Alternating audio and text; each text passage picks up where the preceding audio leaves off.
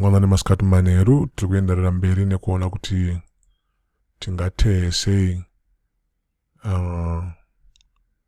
foroma yeAbleton live kuti ikwanise kuti itibatsire kuti tigadzire mumhanzi wedu.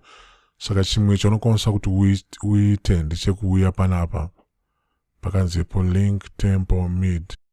Panapa ndo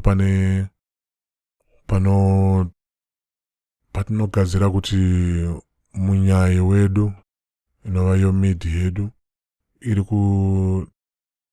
kufamba sei. Handiti mukaona kuti pari zvino yamva yatokwanisa kunhonga kuti deze rangu randiri kushandisa RevK keyboard Alesis Q88 ndobva ndatungidza magetsi ayo anaya.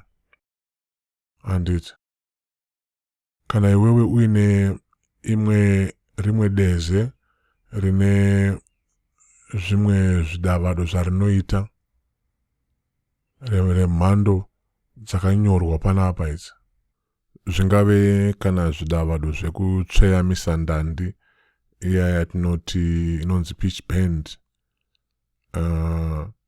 Ableton kana kuri kunzi pane deze rezvK rako rine zvidavado zvakadaro izvozvo,